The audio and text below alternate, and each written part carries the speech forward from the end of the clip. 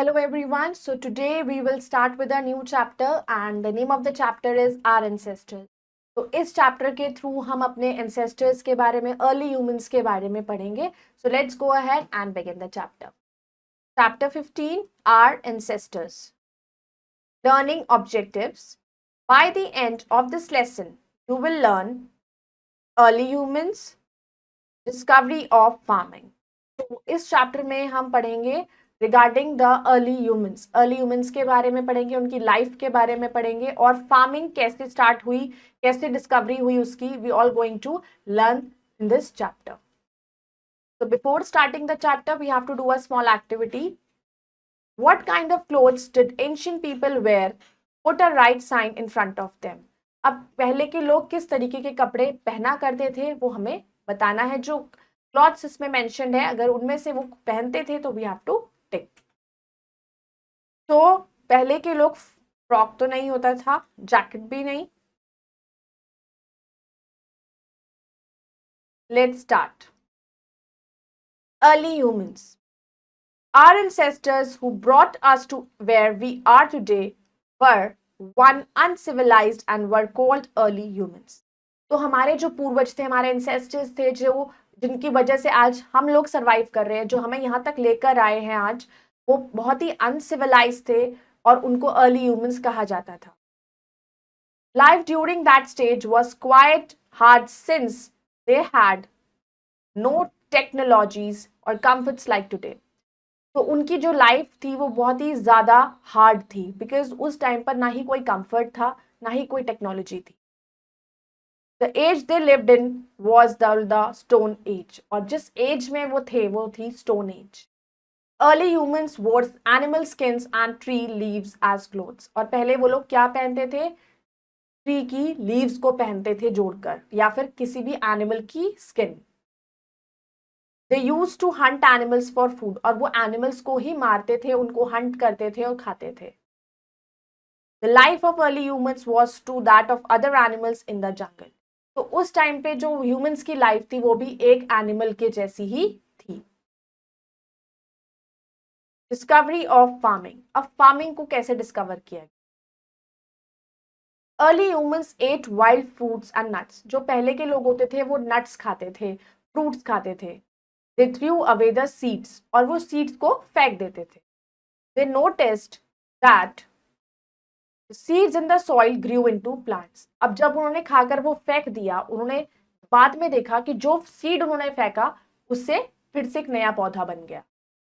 From this they got the idea of growing plants. और इससे उनको प्लांट्स ग्रो करने का आइडिया मिला for their food, अपने खाने के लिए.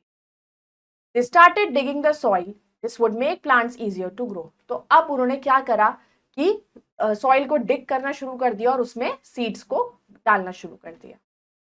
Early human started collecting and sowing seeds in the soil that they had dug.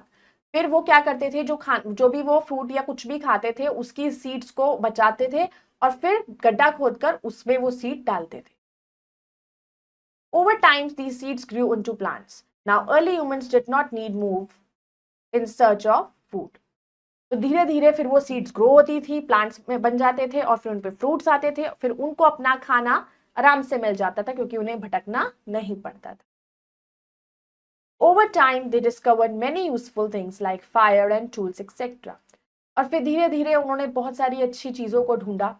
Fire मतलब आग से रिलेटेड टूल्स उन्होंने बनाए, which made their lives better than earlier, जिससे उनकी लाइफ पहले से और अच्छी हो.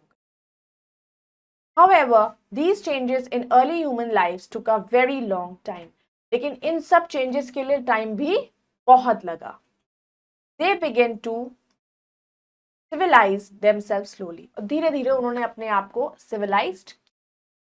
Now we'll do words to remember. Dug, to move earth and make a hole in the ground.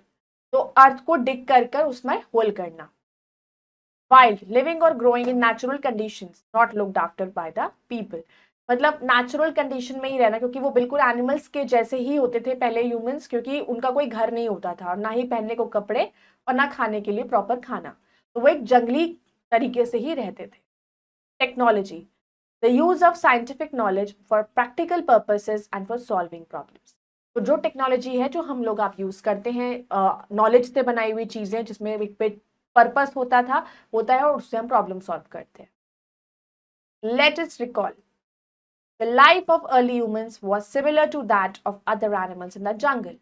तो अर्ली ह्यूमंस की जो लाइफ होती है थी वो एनिमल्स की जैसी ही होती थी।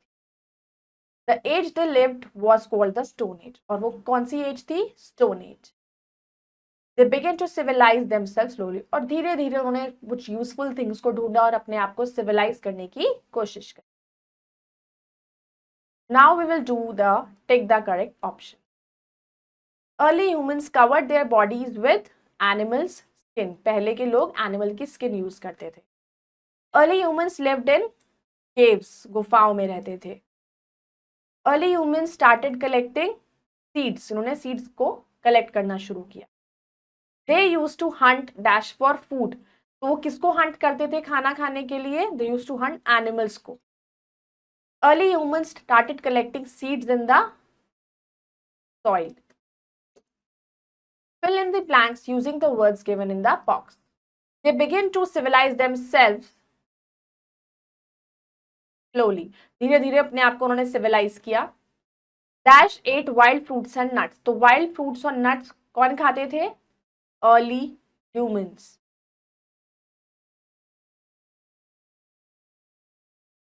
The age they lived in was the dash age। कौन सी एज थी? Stone age।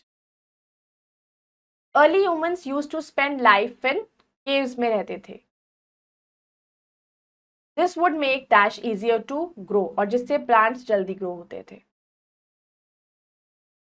Check the correct and cross the incorrect statement।